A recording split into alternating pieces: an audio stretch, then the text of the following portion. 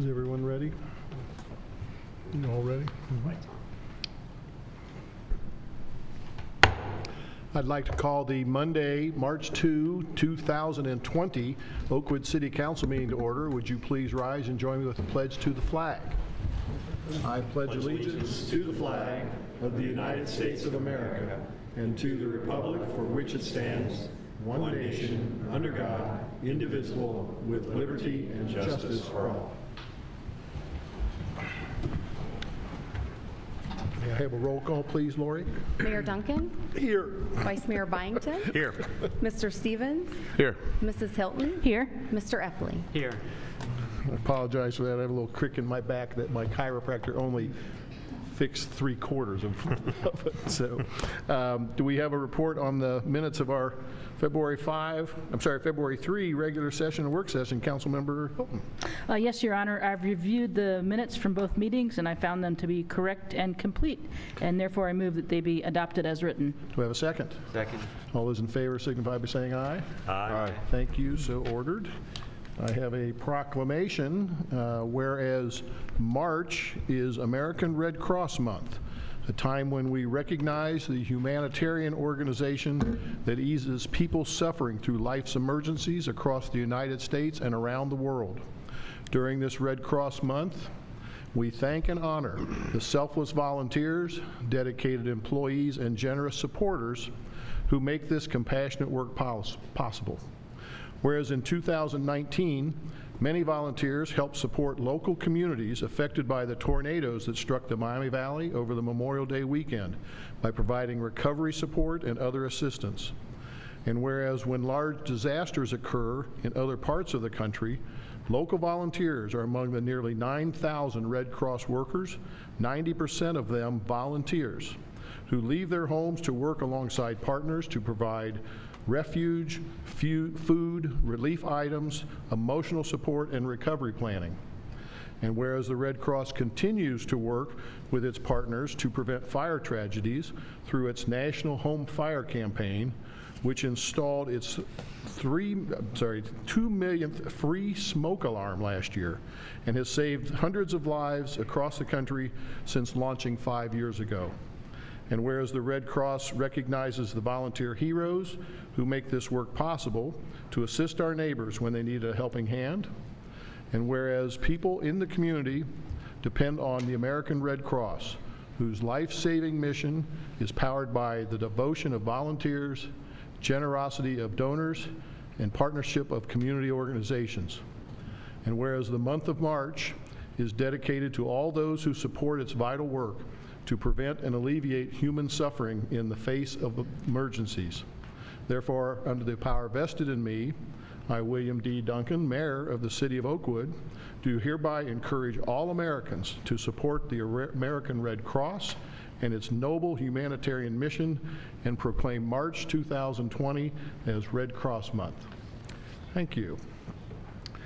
Next, we still have a couple of citizen committee appointments to approve, and Nicole Motto has agreed to serve on our Budget Review Committee.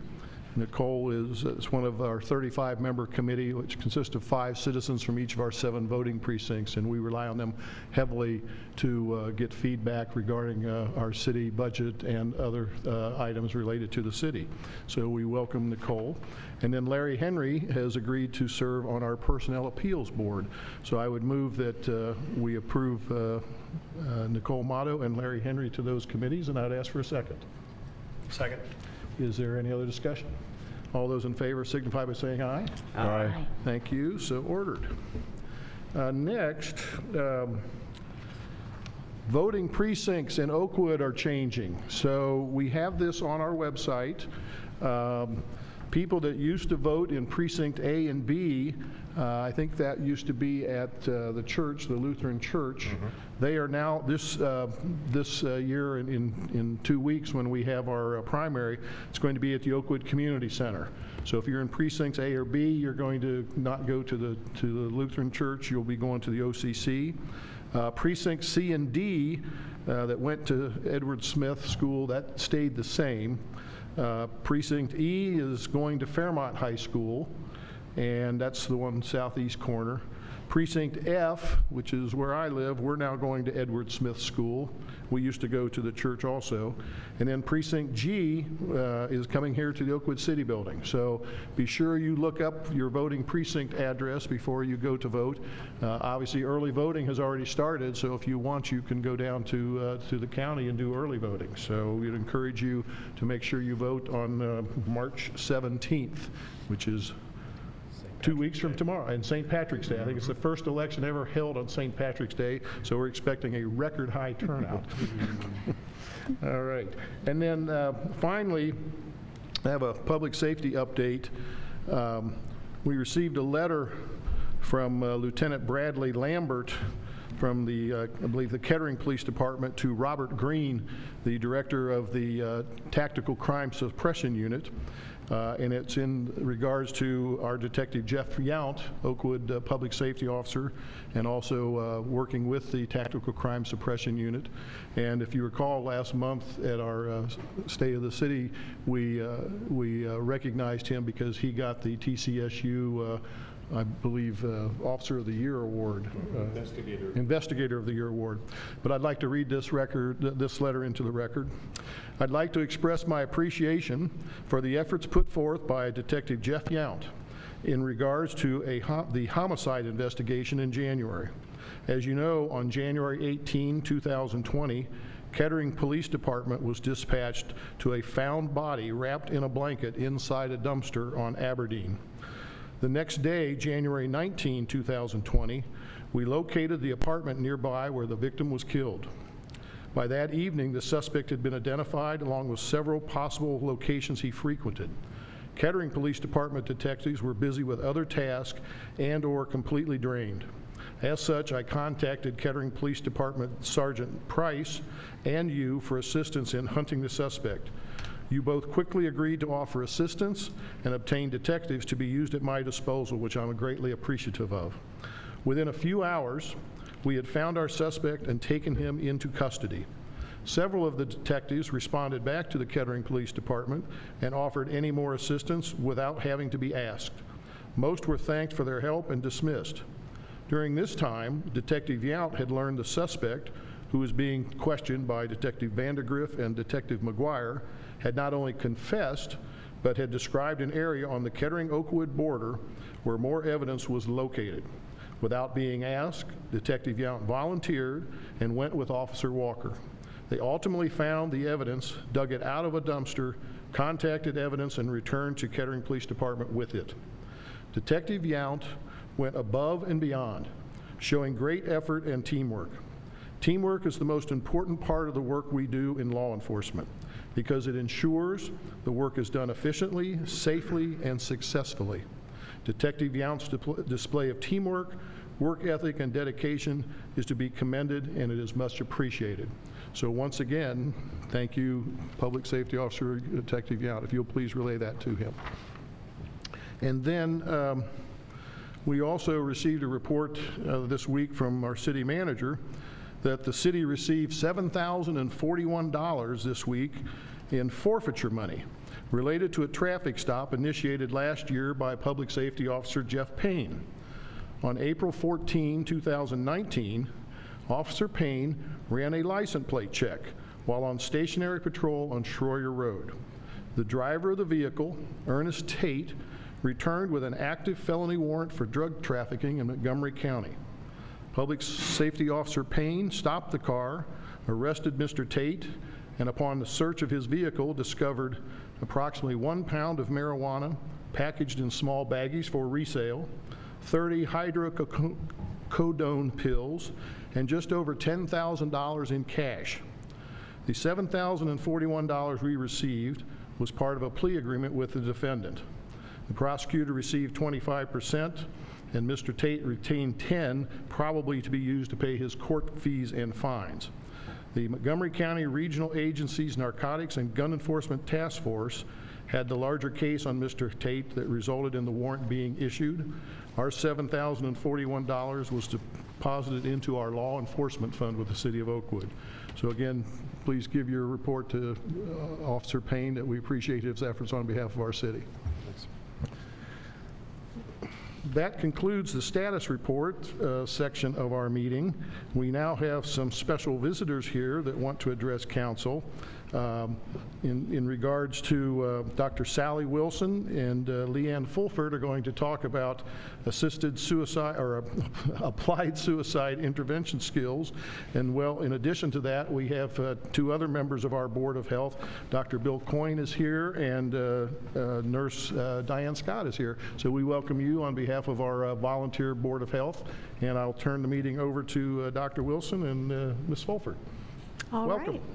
Well, thank you very much for having us tonight. We really thank City Council and also thank our City Manager, Norbert Klopsch, who's been very supportive of the Board of Health's interest in these topics and bringing them to the forefront here. So, first of all, who are we? Well, this is Leanne Fulford, who many of you probably know because she's involved in many things around the community. I'm Sally Wilson Luther. I go by Dr. Sally Wilson when I was working, and actually Luther's my married name. So we are both long-term Oakwood residents. Both of us have lived here for over 30 years. Our children grew up in the Oakwood schools and graduated from Oakwood High School. We are also survivors of suicide loss. Leanne and I both have lost sisters to suicide.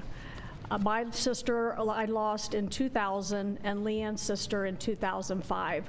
And since that time, we've formed a strong bond because of that, and we've tried to work to see what we can do to decrease the rate of suicide in our area. We often say we're members of a club we didn't ask to join. So we also are volunteers for American Foundation for Suicide Prevention, and I'm a volunteer board member for the Ohio chapter of AFSP. And then I'm on the Oakwood Board of Health for the last 4 years. We're members of Montgomery County Suicide Prevention Coalition. And in 2014, Leanne and I started the Dayton Out of the Darkness Walk. And that is AFSP's primary fundraiser across the country. And we've raised, we raised over $80,000 last year and had over 2,000 walkers there last year. So it's quite an event. If you haven't been to it, I would encourage you to go. We're also certified assist trainers, and that stands for Applied Suicide Intervention Skills Training. Leanne's going to talk a little bit more about that. And then we also present other programs in the area.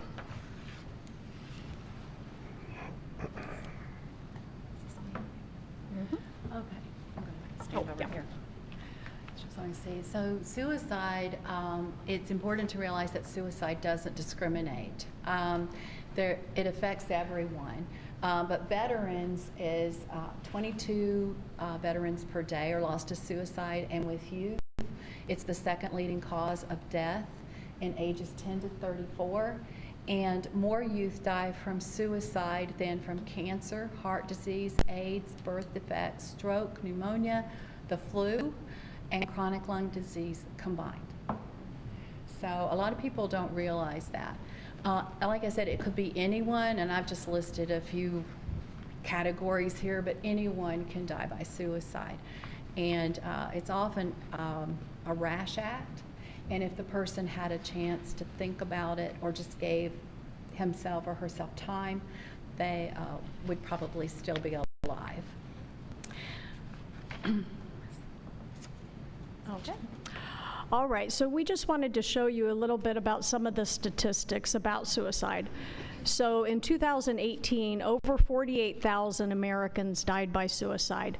These are the most current statistics. The CDC, it's usually a 2-year lag period between the time that they get their data out. So these are the most current things. And as you can see, over almost 1.5 million people attempted suicide. And these numbers are really kind of grossly underreported, which I'll go into in a little bit here. But they feel like each suicide leaves behind an average of 115 people who are affected by the loss. So these could be family, friends, coworkers, neighbors. They could be people at your church or your synagogue. So it really affects many, many people. youth suicide rates increased 56% from the years 2007 to 2016. And as I mentioned, these rates are underreported, and many suicides are sometimes recorded as accidents, so they aren't classified as suicides. So sometimes the data is skewed. And I've also read some recent reports that they feel like maybe 30% of the opioid overdoses are actually suicides. So it's really hard sometimes to get accurate reporting on that. Experts believe that 4 out of 10 suicides could be prevented by reducing access to means. So research shows that there can be a vulnerable time when a person may be feeling suicidal, and if you can get them through that time period, they may not go on to die by suicide. So the important thing is to try to put time and distance between a person and lethal means that may take their life. So American Foundation for Suicide Prevention, their mission is to save lives and bring hope to those affected by suicide. They were founded over 30 years ago in New York City, and they're a nonprofit. One of the main ways that they're working on now is called Project 2025, to reduce suicide 20% by the year 2025, which is a really bold goal because suicide rates have increased about 30% over the last 20 years. They have 4 different arms of this Project 2025.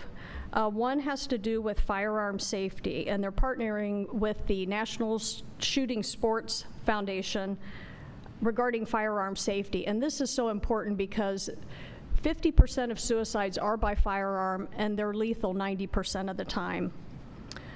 One of their other main initiatives is partnering with primary care practices through a program called SafeSide, where volunteers will go in and help set up this presentation where they will train the doctor, nurse, medical assistants, and people in primary care offices, and also the emergency department. They have some programs. And both of those things are really important because they feel like 30% of people have visited either their primary care doctor or an emergency department in the year before they die by suicide. So a lot of these people are getting into the medical system, but sometimes they're falling through the cracks, and we need to find out better ways to save them. And then the 4th thing is correctional facilities, because the suicide is the leading cause of death in jails. And we just had a case this last week in Dayton, too. So it is definitely hits home here. They are the largest private funder of suicide prevention research, and they spread this awareness with over 400 walks across the country. Then they have educational programs that help explain risk factors and focus on prevention, and advocate for mental health care on the local and national level. The other thing Sally and I don't know, can you hear me? The other thing Sally and I have gotten involved with is ASSIST, and it's the Applied Suicide Intervention Skills Training. It's a 2-day workshop that teaches people how to support people who are actively thinking about suicide. And a lot of times we call those people persons with thoughts, and we're very, we'll talk about language in a minute, but instead of saying a person at risk, we try to use positive, more, I don't know if positive is the right word, but the language that would help reduce the stigma. So we say person with thoughts. What this program does is it teaches people, like anyone in this room, if you're over 16, how to keep a person with thoughts safe for now. Because as Sally said, if you can keep them safe in that moment when they're in a crisis mode, it typically, if they can have just a little bit of time, then they get out, they can see how to come out. And this is what we try to help people do. So it explores all the attitudes about suicide. A lot of times an intervention can be affected because of a person's personal beliefs or attitudes, and we try to explain that to people in this workshop and show how we're not trying to change anyone's beliefs, we're trying to get them to understand how their attitudes could be a hindrance. It also teaches how to help a person with thoughts talk, because a lot of times they haven't talked, they've been isolated and they haven't reached out to anyone.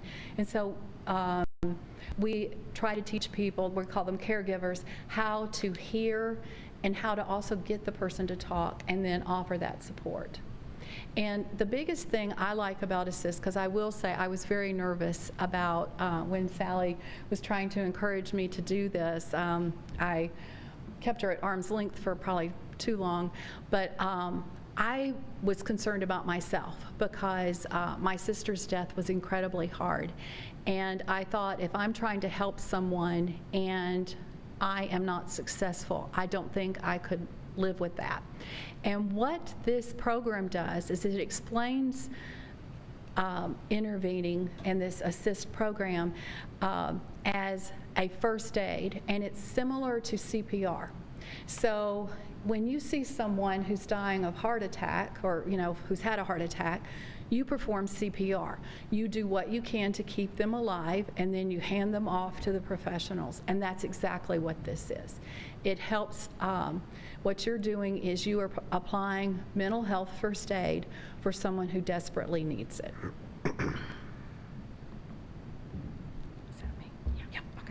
So what are we doing locally? So what we are doing is we are bringing suicide out of the darkness, and we're encouraging people to talk about suicide.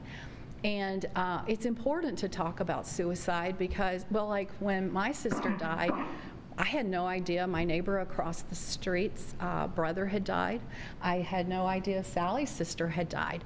But when you have someone die by suicide, these people kind of come out of the woodwork and they reach out to each other. Well, now what we're trying to do is get people, before a suicide happens, to reach out to other people. We're changing the language regarding suicide to reduce that stigma, shame, and fear. So one thing we won't say is we will not say a person committed suicide. And I'm hoping everybody in this room will remember that. We say die by suicide, because if you commit something, it sounds like, one, you've thought it out and it's something that you're planning to do. A lot of times that's not even the case. It also sounds like a crime. And in some states, unfortunately, I don't know if that's still the case. There's a lot of lawyers in here, you probably know, but suicide is a crime. And it's not. It's a mental health issue. So we're just trying to change that. We're also trying to develop a suicide-safer community by teaching people how to recognize those signs of suicide, and then how to develop the plan to keep people with thoughts alive. So when we say the signs of suicide, there are warning signs that sometimes people will give off that people don't understand are a warning sign. For example, if someone is very, very depressed, and you've always known that they've been down and depressed, and then all of a sudden they've had this amazing mood swing and they're happy, that's when you should actually worry. You shouldn't be happy that that person is happy, because a lot of times that means that person has decided how they're going to die and when they're going to die. They have a plan. It doesn't always mean that, but it could mean that. If someone's giving away all of their prized possessions, like their guitar pick collection or golf balls or something that you know they would never give away. What's going on? Find out and just ask. And when you ask, use the word suicide. Don't say something like, "You're not going to do something crazy, are you?" Because then that person probably would not reach out to you. You want to use language that would show that you can talk about suicide and they can talk to you, and you're not scared to use the word. Kind of like Voldemort. Do you remember in the Harry Potter books? It's like that. The more we don't say the word, the more powerful Voldemort got. It's the same with suicide. Okay, and the last is we're really trying to limit the number of members in this club we never wanted to join in the first place. Hope no one in this room ever has to go through this. Okay, so this assist workshop that we're talking about, the Oakwood Board of Health recognizes the need for this in our community and has been very supportive about trying to promote it as well. So this is going to be May 4th and 5th at Oakwood United Methodist Church. It is $20. If you are a social worker, a nurse, a licensed clinical counselor, you can get CEU credits for this. As you can see, we have the link up there, which you could take a picture of if you want, or it will be in on the website, so you can click on it from there. And I have some literature as well as my cards, and so if you wanted to email me, I could always email the link to you as well. We also have some one-hour programs that we are happy to do, and these are all free. So one of them is Talk Saves Lives, which is about an hour. It's a PowerPoint. We can go, it's good for general population to just give them an overview of some of the things we've talked about, but then a little bit more in depth about things. It's Real and More Than Sad are both films, and Leanne and I have both presented these to Oakwood, as well as Yellow Springs High School and Middle School, and then at University of Dayton and at Sinclair. All right, so here is our contact information. If anybody wants that, we are readily available by email. All right.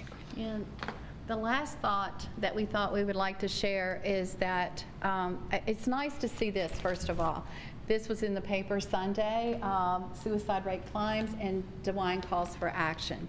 And part of it is part of his gun initiative. Again, it's not so much about gun control as it is gun safety, that AFSP, we don't like to get into the gun debate, but it is important if you have a gun to keep it locked if you have someone who has thoughts. But one last thought is 5,200 kids died last year by suicide. Okay, so that's 5,200.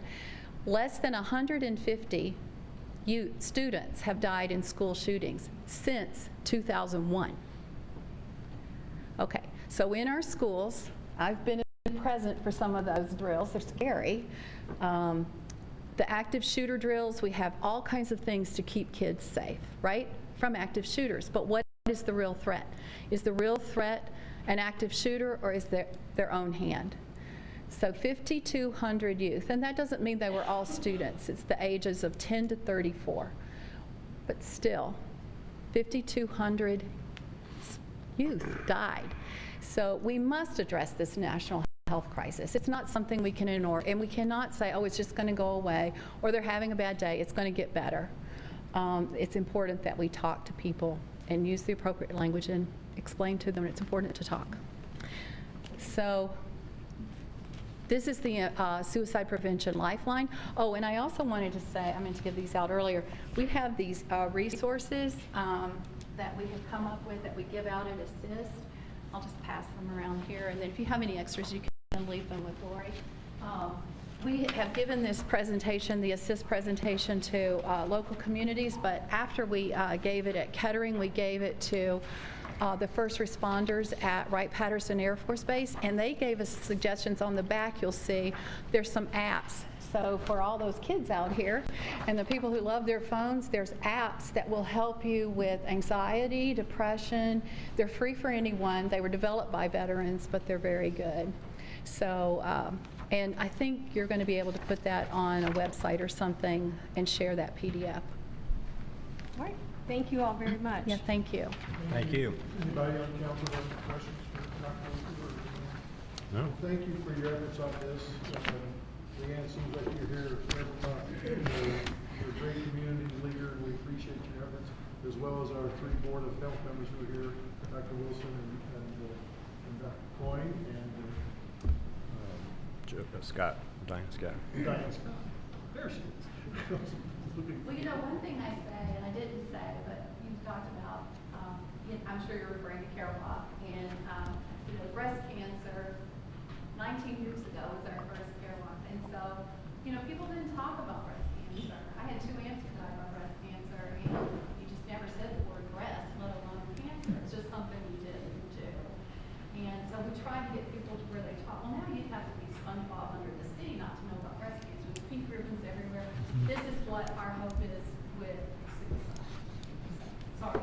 No, that's fine. And have you set a date for this year's walk? Or is that still to be determined? October 18th. Okay, still up in the air? All right. Well, we will definitely help you with publicity on that, so. It won't be in Oakwood this year. Oh, all right. Outrun the stadium. Really? Well, we had over 2,000 people, and trying to get that many people in, we have, anybody who goes to football can know what the bathrooms are like. You have to be right on the entrance, and we had it just wasn't going to work. All right. So that's a good problem. Yes. All right. Well, thank you very much for that informative report. Okay. All right. And I guess Chief Hill wants to say a few words to us at this point. Welcome. It's a nice-looking suit you have. That's better than your uniform. Our regular. Yeah. Just real quickly, this, for us in this assist training, this came about as a result of the December 2019 incident over at the school. I think although that was a positive outcome for the individual involved in that, it also facilitated discussion on a more important issue is when we get involved, and I say we from law enforcement, public safety, EMS, when we get involved with somebody who's having these thoughts, what resources do we have? What training do we have in dealing with individuals that are obviously reaching out for help? Because a lot of the times when we respond to calls for service like this and someone is having these thoughts, for us it's pretty quickly we evaluate it and say this person needs to go to the hospital for an emergency committal to be evaluated, and there's not much dialogue prior to that. And then shortly after the first of the year, myself, Mr. Klops, Dr. Wilson, and Leanne met, and we first heard about this assist training. And we thought it would be a great opportunity for us at the Public Safety Department to participate in such training, especially even though that some of our members could be responding to a person's house and transporting that person to the hospital. There's another half of us that are remaining at the residence, and they're dealing with the caregivers and the other people that live in the residence. So hopefully some of the resources and tools that we can take away from this training, hopefully they're never needed. But if we participate in a training like this and we take one thing away that helps one person on one day, it's worth every expense, time, energy, and effort that goes into it. So on May 4th and 5th, we're going to start with sending 4 public safety officers. We're going to send a member from each crew, Crew 1, Crew 2, and Crew 3, and we're also going to send our full-time detective, and we'll evaluate from there. And hopefully, I think as time goes on, this is starting to be a pretty frequent training for them in the area. We appreciate you hosting it here locally, but after May, I could see us sending others to this course as well. So we look forward to it. Thanks again for all the work you do on this important topic. Well, that's great that you're doing that, and like you say, if we can save one person, you've also affected another 115, I believe you said it was. So I mean, it's just a huge way to positively impact the community. In the statistic of 5,200, children a year, that are dying this way. When we talk about the incident December 19th, that's one child here locally that caused us to have a conversation. But when you think there's almost 9 kids a day throughout this country that are dying in a very tragic manner, I think it's definitely a worthy discussion to have, and I think it would be very beneficial for us to give us some more resources. Very good. All right. Any other questions for the chief? All right. Thank you for your comments. Thanks. We have other visitors here. They appear to be students looking for extra credit, and if you want a lot of extra credit, you can come down and state your name and address for the record and address City Council. Or you just want basic credit. You don't want advanced placement credit? No takers? All right. Does anyone else wish to address council? All right. Well, thank you. We will then close the visitor section of our meeting at this point. We have a busy legislation session tonight. Council Member Stevens has 3 ordinances and 2 resolutions, and then after that, we have Vice Mayor Byington with 3 ordinances and a resolution. So I will turn the floor over to Councilmember Stevens, and we'll go through the legislation. Thank you, Mayor Duncan. The first one is a resolution declaring the necessity of repairing sidewalks and appurtenances thereto on Patterson Road and certain other streets between certain termini in the city of Oakwood, Ohio, providing that abutting property owners repair the same. This is an annual resolution that is the first step of our 2020 sidewalk repair project. This year's program will cover all streets within the area bounded by Irving Avenue, Springhouse Road, Far Hills Avenue, Patterson Road, and Acorn Drive. We are required by law to pass 4 pieces of legislation in order to carry out this program and assess the sidewalk costs. The first piece of this resolution, which declares the necessity of sidewalk repairs in these parts of the city. I will also be introducing as a first reading tonight the second piece, the quote, ordinance to proceed for the project, but will not vote on that ordinance until our April meeting. After the project concludes, there will be a third piece of legislation, an ordinance to levy assessments for certain sidewalk costs, and then a fourth piece of legislation that specifically states the properties and dollar amounts where assessments shall take place. I move that council adopt this resolution. Do we have a second? Second. Any questions for Councilmember Stevens? No. Hearing none. Lori, would you please call the roll? Mayor Duncan? Yes. Vice Mayor Byington? Yes. Mr. Stevens? Yes. Mrs. Hilton? Yes. Mr. Epley? Yes. The floor is still yours.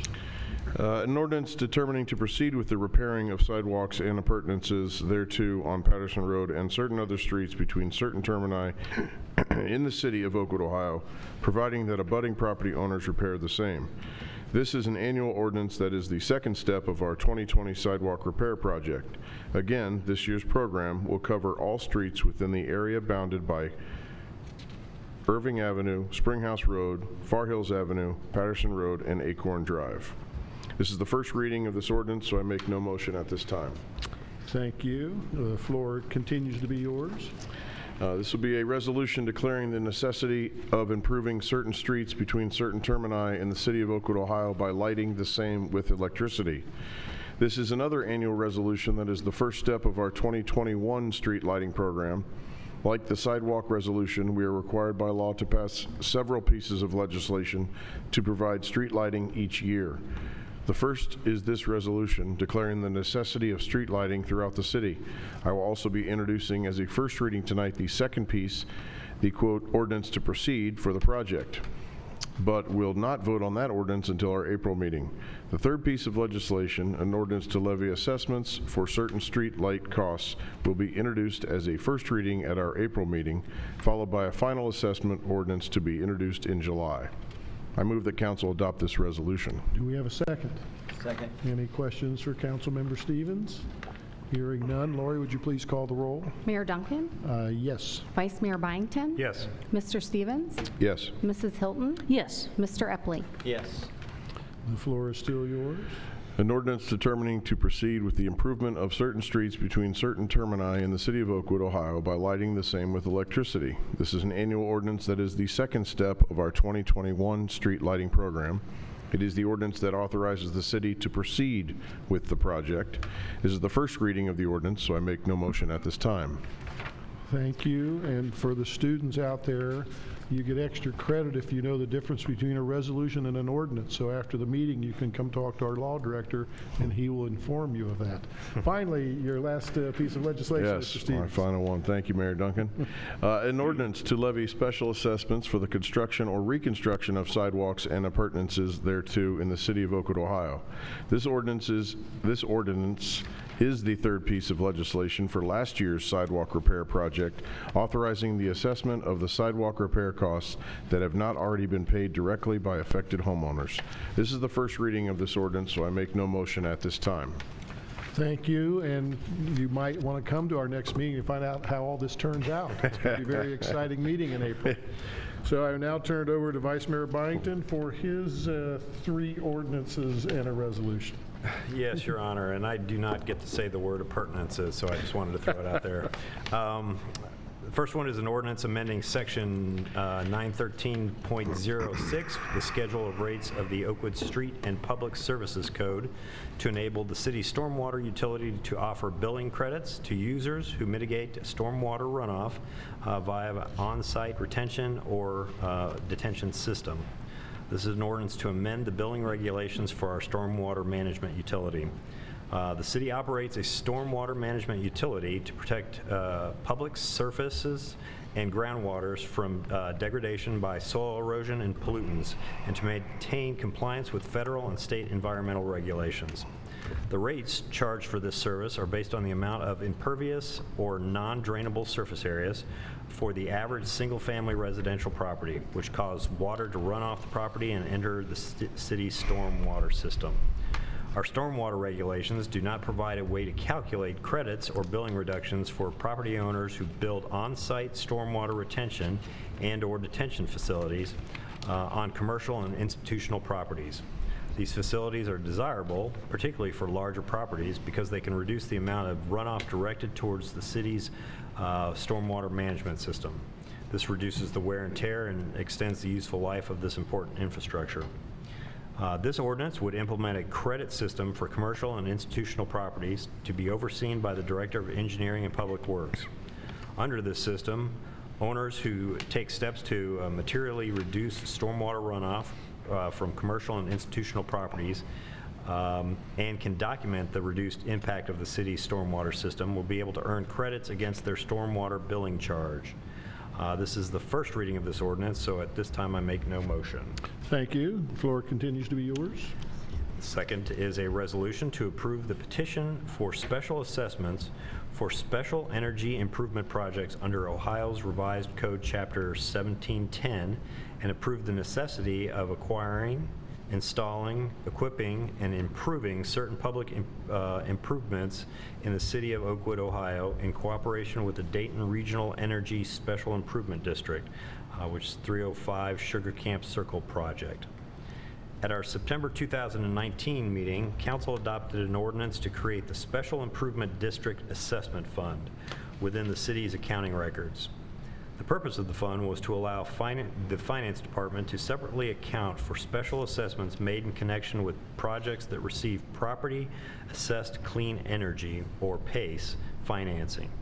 We established the fund in anticipation of receiving our first petition for a PACE finance project in Oakwood, which we received from Beth Abram Synagogue on February 24, 2020. The proposed project is a $1.3 million high-efficiency HVAC upgrade for the synagogue. PACE financing is not new in Ohio, but it is new to Oakwood. Beginning in 2009, the General Assembly adopted various state laws to authorize and implement PACE financing, which is a mechanism for funding energy-efficient property improvements.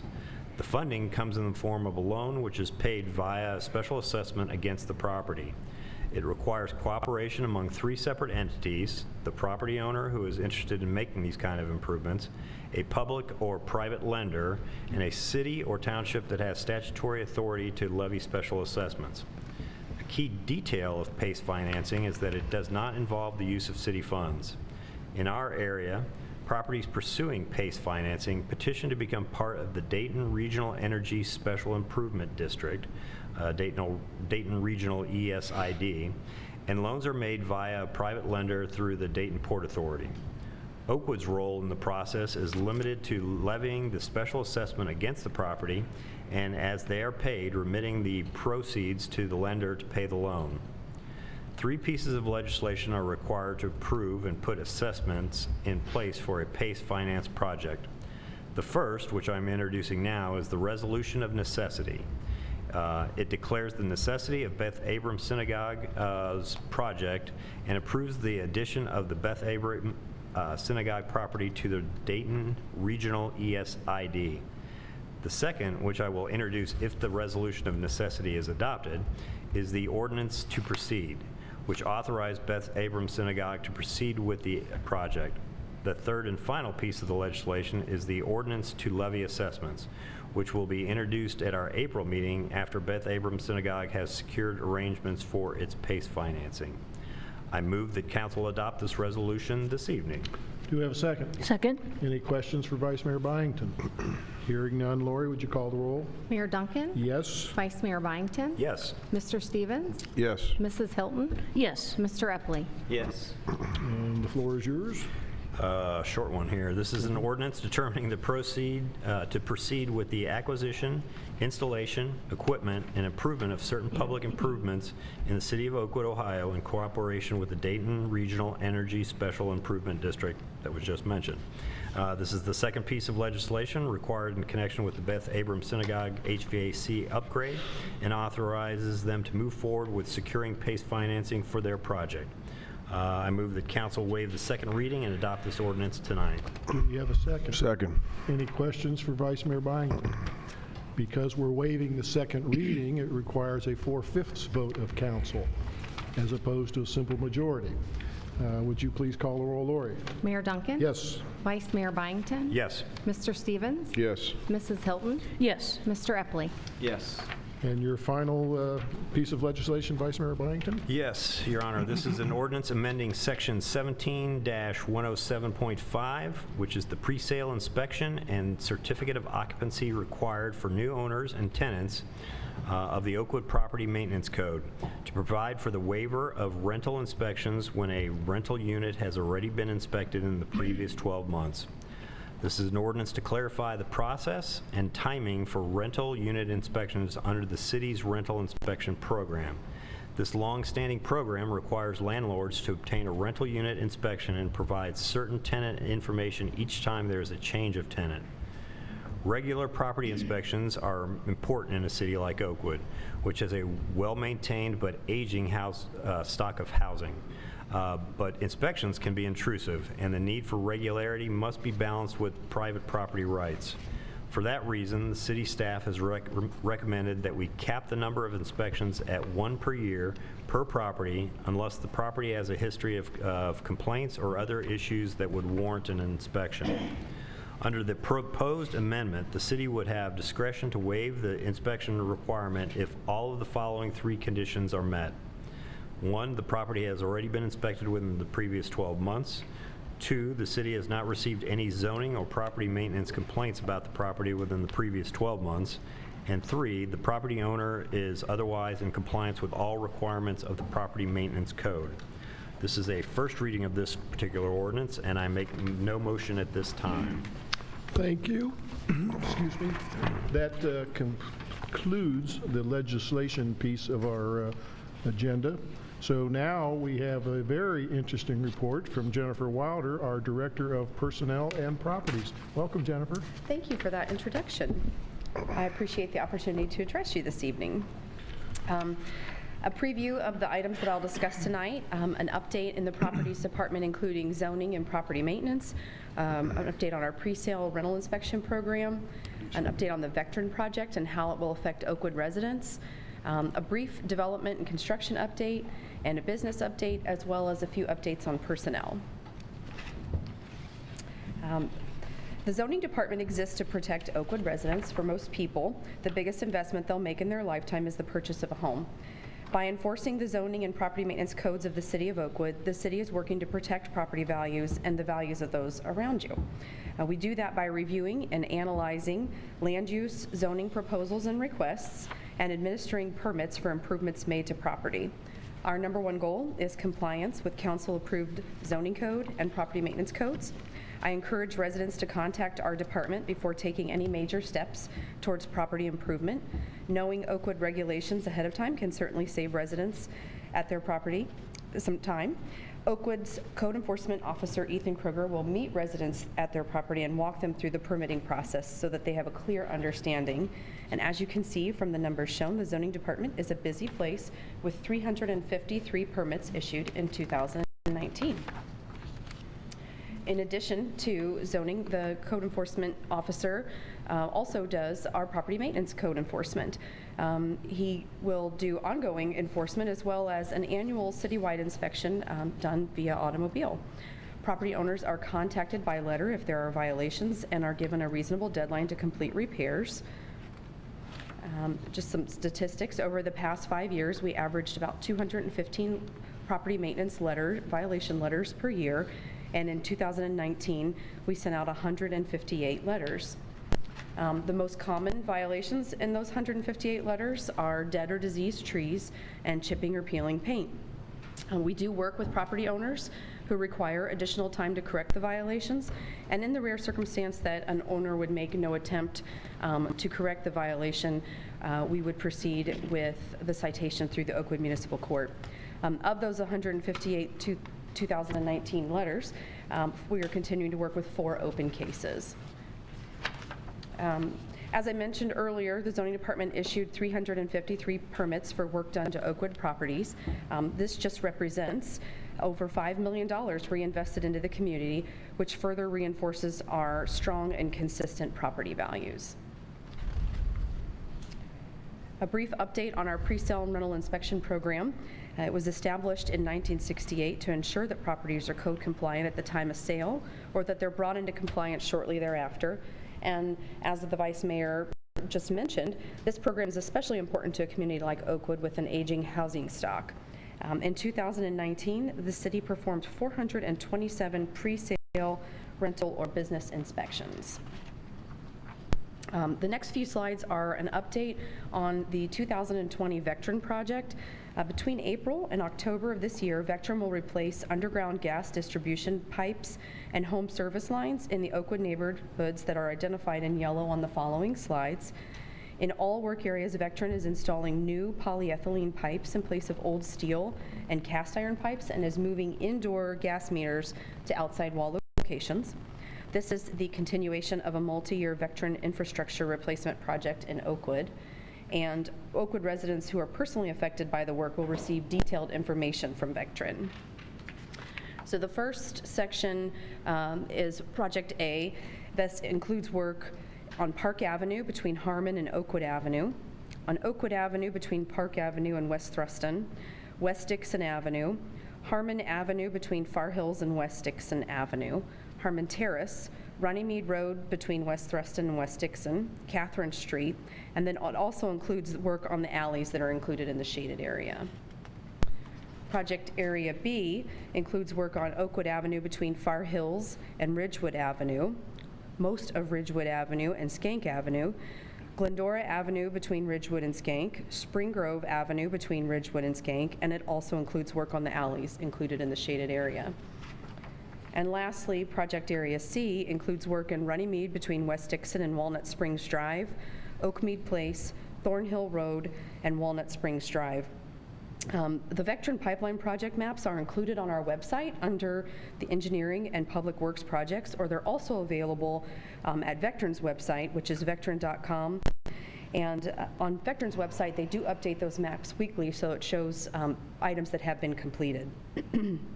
Our Public Works Inspector Foreman, Tom Long, works alongside with Vectren and their subcontractors to ensure that work is done safely and expeditiously as possible and with the least impact on our residents. So if residents have any questions, I encourage them to contact Tom at our Public Works Department, and we appreciate the patience of our residents while Vectren works to continue these improvements. The Properties and Public Works Department are working together on an inventory project involving the various types of city signs. This includes corp limit signs, business district block signs, and signs on municipal lots, municipal parking lots, and parks and natural areas. This inventory involves creating a GIS-backed record of the signs, which will include photos and exact locations, and will include the type of sign, and workers in the field will determine a grade for each sign, which will determine a refurbishment schedule for any signs that are needing attention. So if you see work going on around a sign, now you know. Element Oakwood condominium development. This is just a quick update. This development was approved by council in 2017, and construction began on this 84-unit development in 2018. Element Oakwood is located on Old River Trail across from the Old River Sports Complex. The community features a wide variety of sizes ranging from 1 bedroom to 2 bedrooms with the den. Leasing is currently underway, and move-ins began in their west building in January. Hills Development expects to complete construction of Element Oakwood this summer. And within the same development and with an uptick of activity this year, just a brief update on Point Oakwood. This housing development first experienced construction in 2009. There are currently 3 houses under construction, and plans have been received for 2 additional houses. So only 1 lot remains to be built in Point Oakwood. Moving down Far Hills, a quick update on activity in the Far Hills Business District. Jaffe Jewelers is renovating the space at 2419 Far Hills in the former Musain Rug Shop and will be moving their existing Kettering store to the Far Hills Business District this spring. Park Studebaker, owner of the Oakwood Eye Clinic located at 2525 Far Hills, recently retired, and the eye clinic was sold and is now called My Eye Doctor. And if you haven't seen, they have new signage installed. And Salon 5 at 2521 Far Hills is currently undergoing interior renovations, and we look forward to their completion. And it wouldn't be a properties update without a slide about the 2600 building. In April of 2017, Kettering Health Network purchased the 2600 Far Hills office building for the purpose of converting the space to medical offices and related support services. In 2020, Kettering Health Network intends to move forward with an extensive redevelopment of the site. As part of their plans, they also intend to add supporting parking in the immediate area.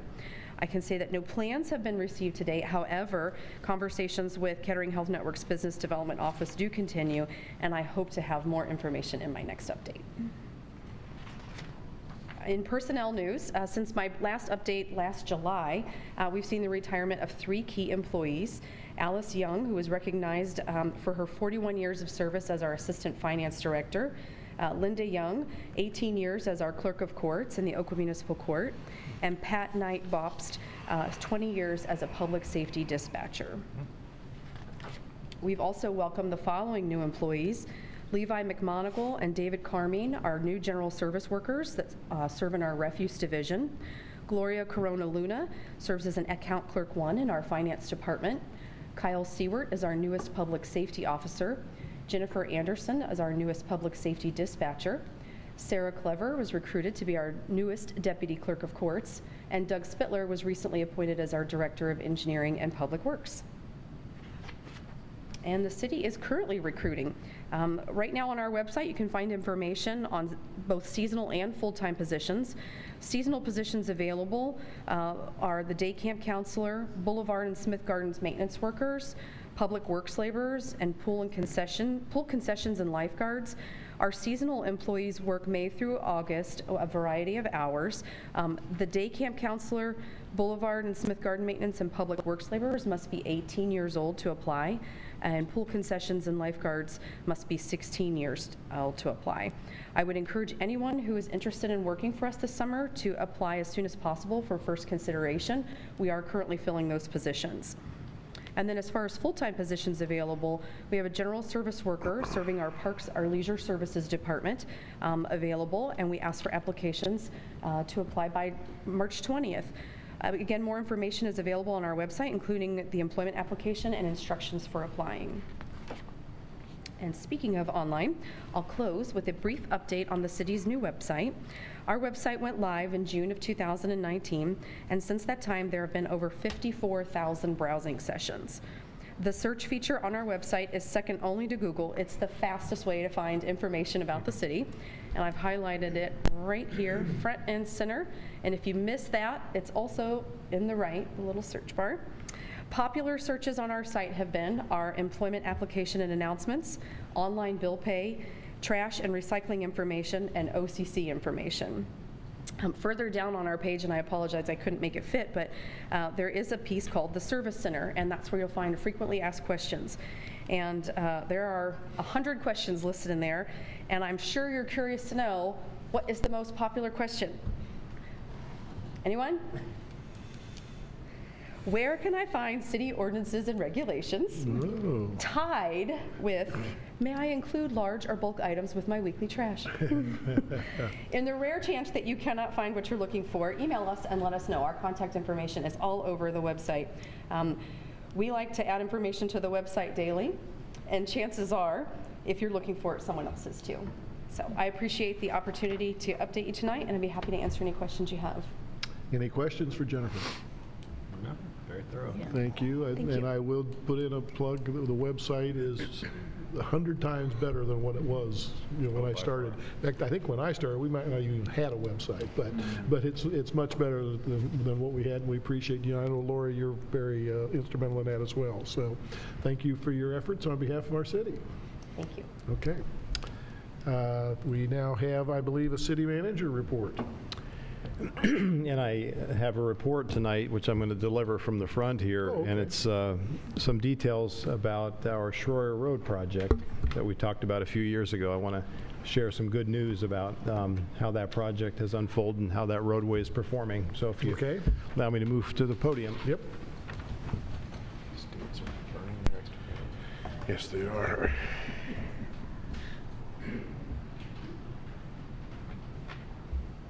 So realizing that I'm right at the second to the last on the agenda, and we want to try to get through this meeting quickly, I'll go rather fast here, but again, have some really good information to share here, and I think the community will appreciate this detail. So as you will recall, in 2017, we completely changed Schroyer Road. Folks that are moving into Oakwood, or have over the last couple of years, don't know what the roadway used to look like, and have no idea how it used to function, but obviously it's very much a different road than it was 3 short years ago. So the picture you see here was right at the beginning of the construction, and you can see just one large expanse of pavement. It was 44 feet of concrete, or as asphalt overlaid concrete, from curb to curb, and we had 2 lanes in each direction, 2 northbound and 2 southbound. The timing of this presentation tonight is a function of a recent inquiry that I received from the Dayton Daily News, and this article you see here was printed in the paper last week, and came as a result of a 2-page paper that we put together. Page 1 basically describing the project, the purpose of it, the objectives, and then page 2, how the roadway has been functioning since the project was completed. So in Oakwood, we basically have 2 thoroughfares that go through our community. The rest of our city is residential streets. Obviously, we have State Route 48, Far Hills Avenue, State Highway, and we have Schroyer Road.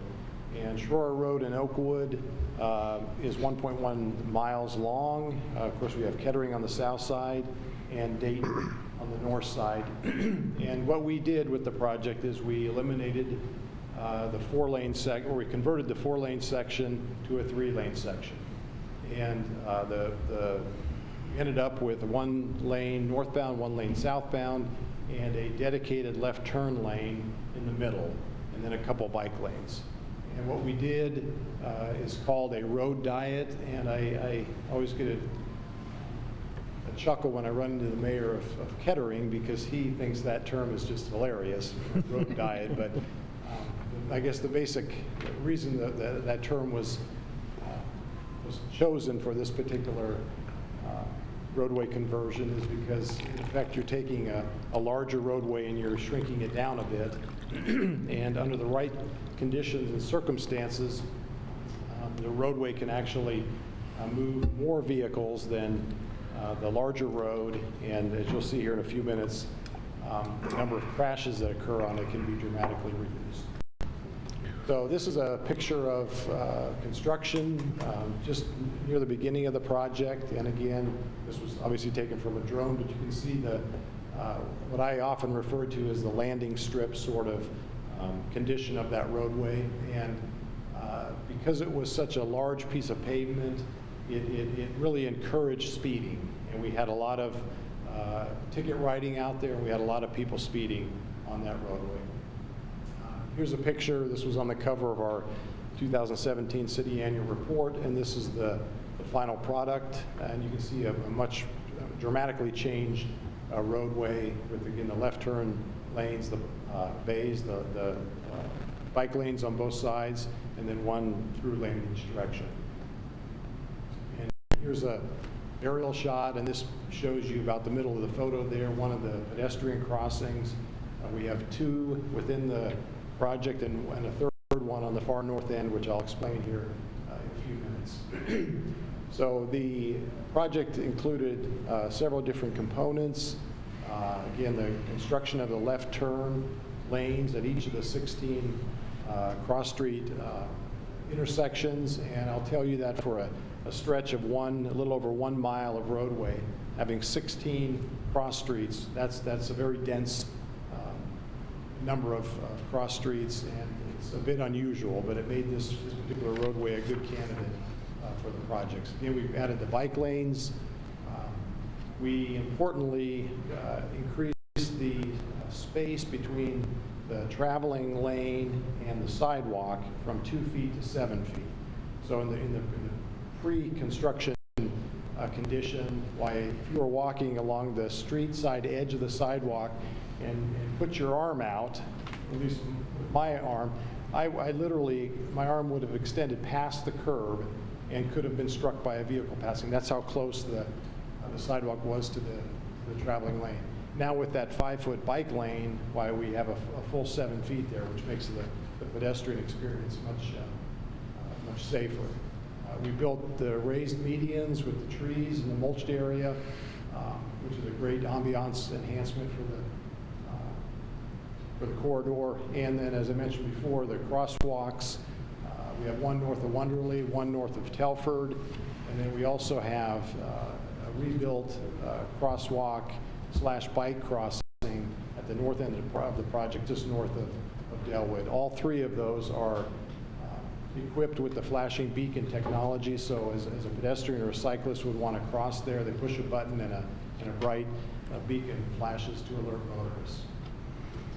So why did we do the project? Well, I can tell you that it was about roughly 50 years ago when Shore Road, when the 2 lanes were added to Shore Road. So before, sometime in the 70s is when Shore was converted from a 2-lane to a 4-lane roadway.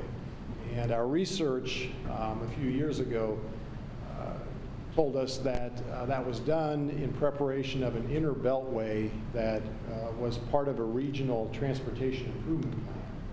That regional beltway, inner beltway, was never constructed, ergo the need to have 4 lanes in Shore and to accommodate potentially larger traffic volumes that never came to fruition. Nonetheless, for about 50 years, we maintained the roadway with the 2 lanes in each direction. Back in 2010, 2011, we were programming that roadway, that 1.1 mile section, for a resurfacing project. And because it's a thoroughfare, much like Far Hills or State Route 48, it's eligible for federal funding through ODOT and coordinated locally through MVRPC. And when we initially applied for or worked towards getting that project programmed, our engineer Kevin Weaver and I talked about the idea of maybe reducing this to a 3-lane section, but at the time we didn't pursue it. In 2015, right after the school year started, we had a pedestrian struck, an elementary school student. Fortunately, the driver of the vehicle anticipated that the child was going to step out into the street and was braking heavily when the impact took place, and the child sustained very minor injuries. But that led to, and this is a critical part here, a grassroots movement that led to a group of citizens coming together to say that, Shore Road is dangerous. We have 1 row of Oakwood homes on the east side of Shore, so anyone living there that might have kids that obviously go to Oakwood schools, they have to find a way to cross Shore Road. And that condition of 2 lanes in each direction with no center median or anything created a situation where you really had to look for a large gap and then make a run for it, essentially.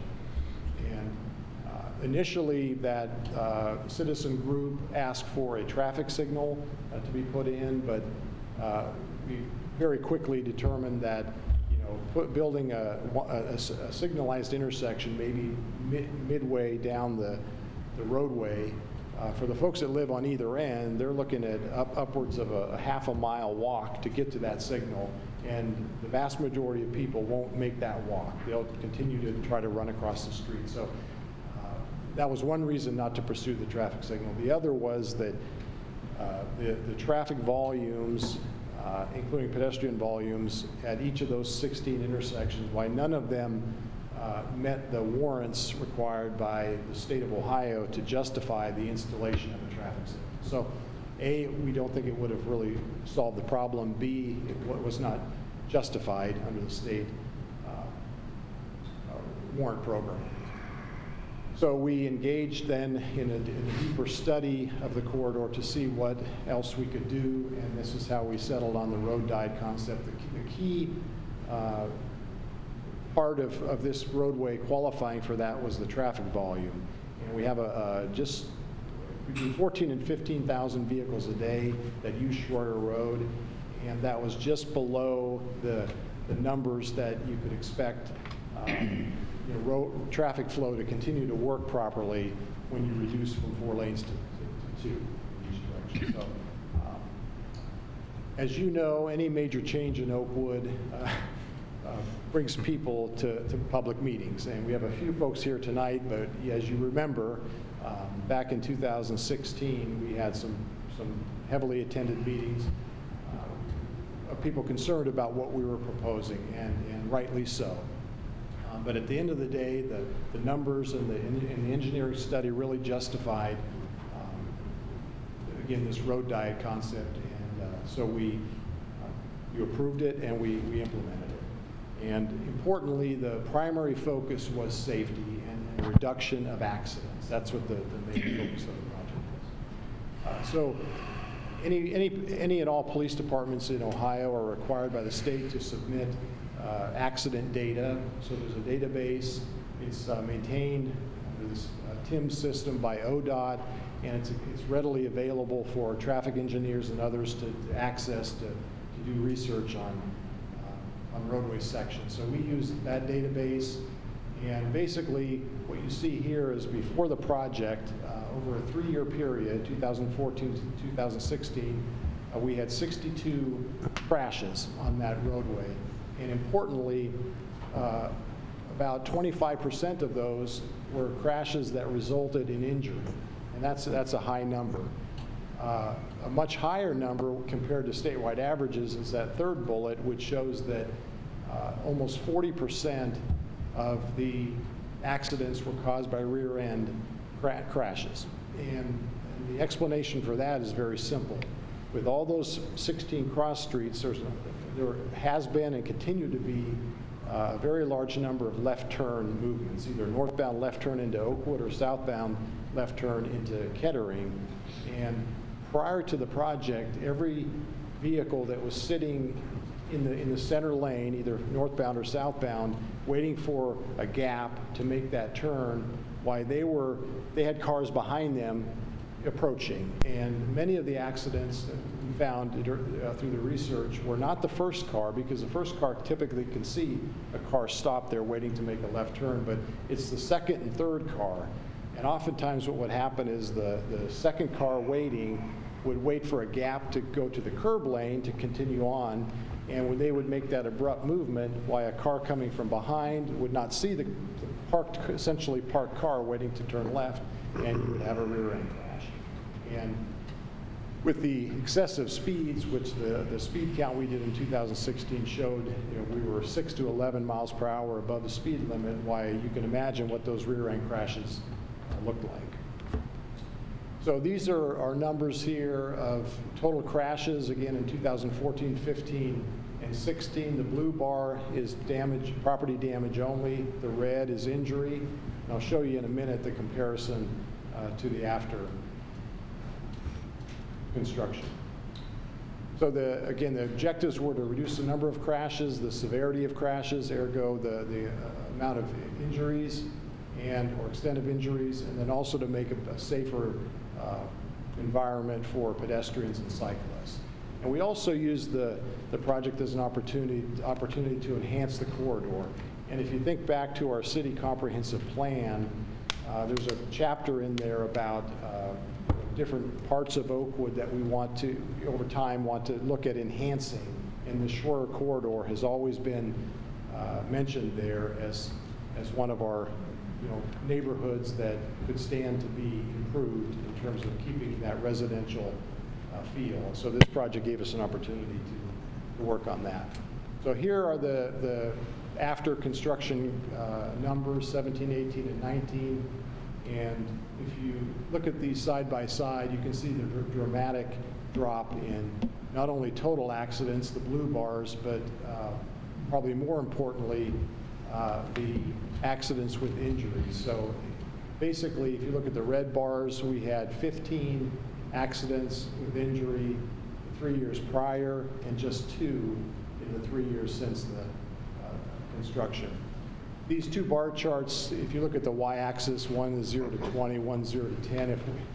I should have made these the same, so visually you would have seen the impact more dramatically, but the numbers are very significant. So basically, prior to the project, we had 62 crashes. After, we had 21, so a 66% reduction in accidents on Shore Road. Looking at the severity of accidents, we had 15 with injury pre, just 2 after, so an 87% drop in accidents with injury, and a very dramatic drop in the speeds that folks are driving.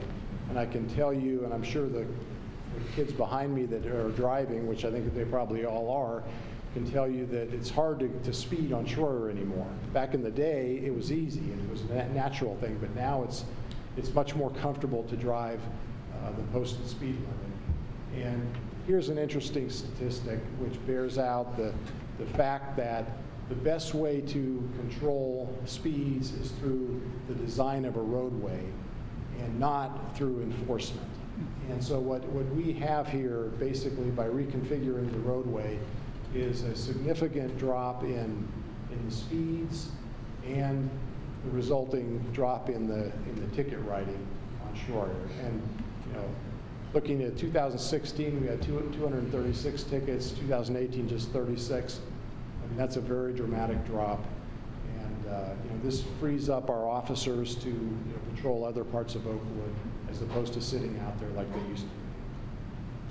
So all in all, it was a very successful project, and I have plans to, in fact, Lori and I have talked about this, to look at the property values in terms of resale of the homes on both sides of Schroeder.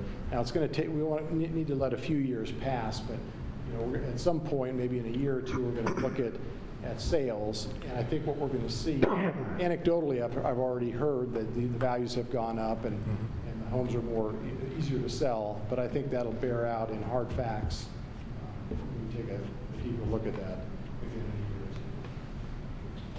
year. And I'll close with just thanking a few folks. You met Scott Knabel. He was the traffic engineer that did the study for us.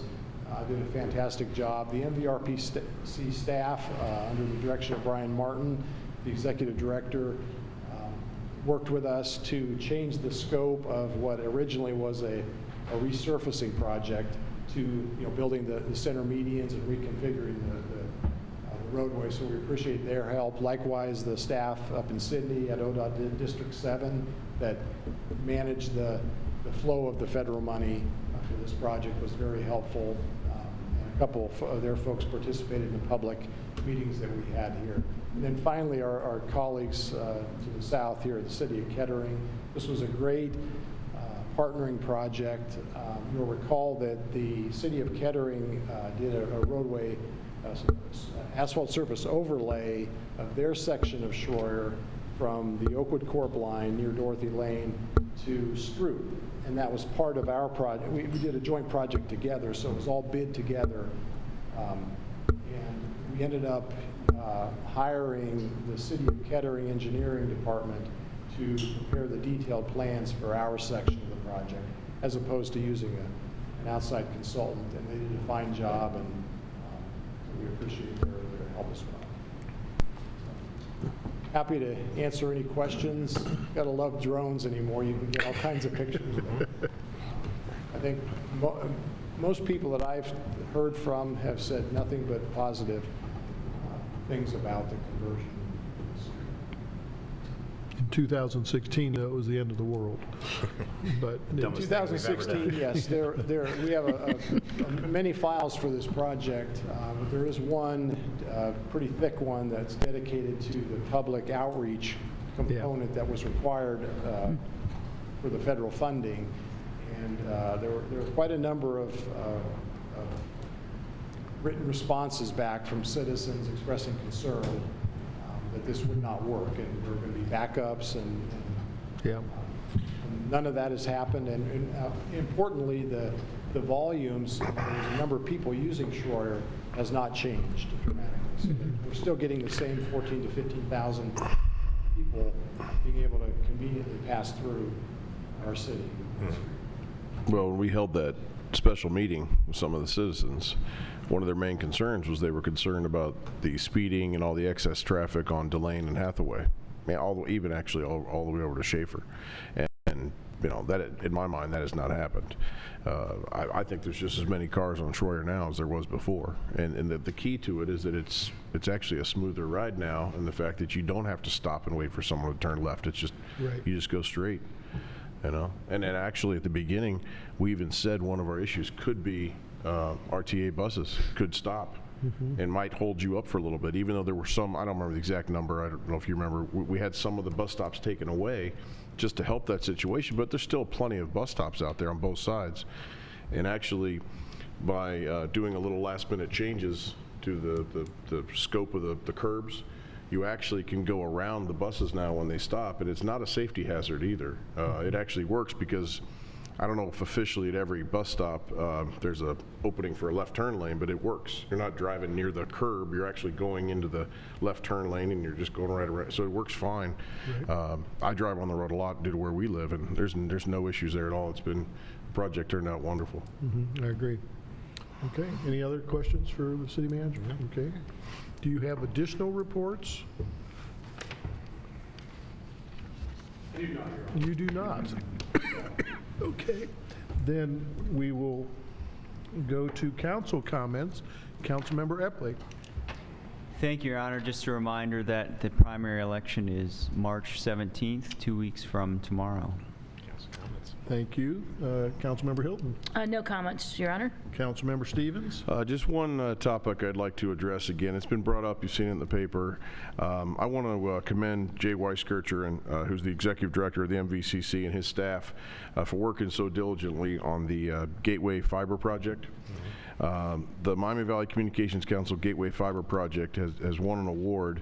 The project itself is an underground fiber network covering 44 miles through all the cities that work with the MVCC, which are Centerville, Kettering, Miamisburg, Moraine, Oakwood, Springboro, and West Carrollton.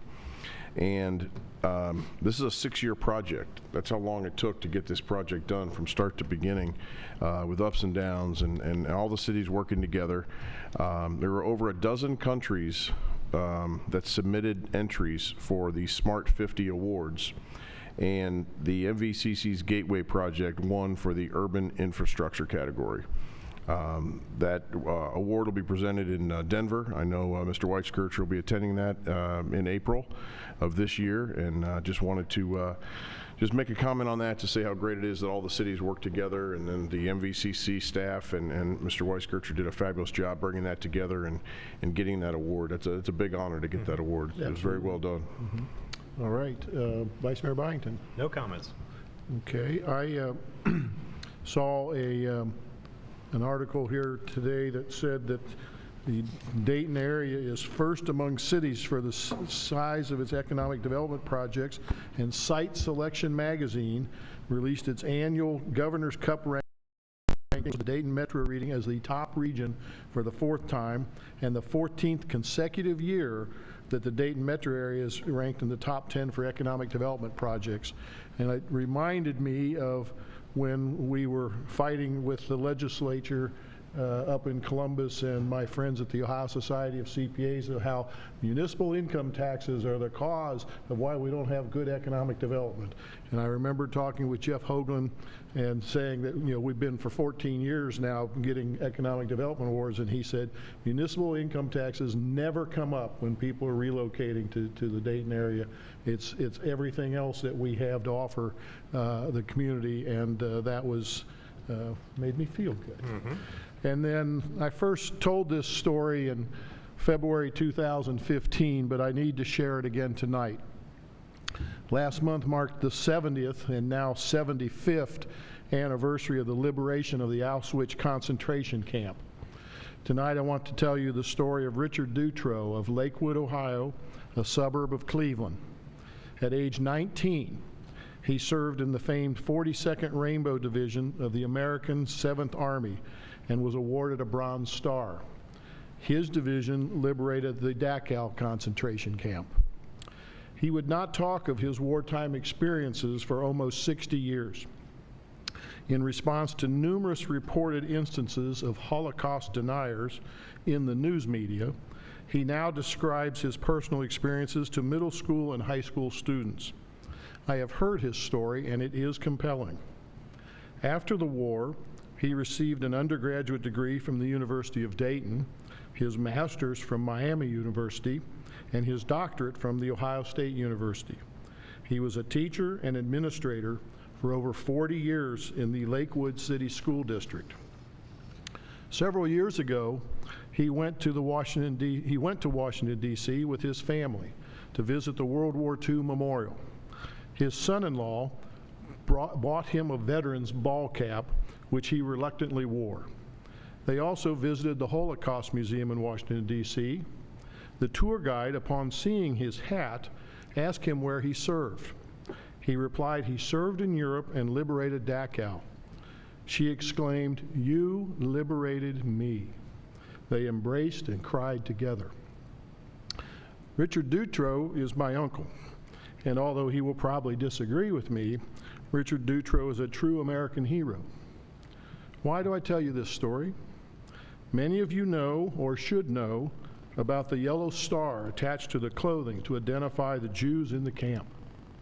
Did you know about the pink triangle for homosexuals, the purple triangle for Jehovah's Witnesses, the green triangle for criminals, the red triangle for political prisoners, or the black triangle for prostitutes? Injustice then, injustice now. A teenage woman in Pakistan is shot because she wants to attend school.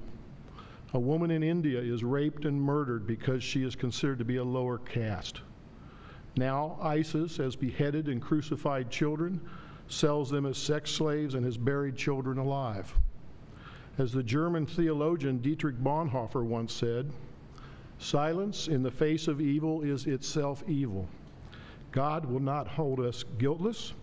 Not to speak is to speak. Not to act is to act." What will you do when confronted with injustice? Last week, my uncle Richard Dutro passed away at age 93. He did, in fact, disagree with me that he was an American hero. It was my honor to issue a proclamation in 2016 celebrating his 90th birthday. My final whereas was, Richard Dutro is known throughout the state as a patriot, educator, mentor, role model, friend, father, grandfather, and Cleveland Indians fan. Rest in peace, sir.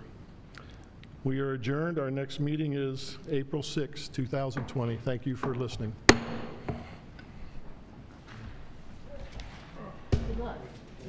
Thank you.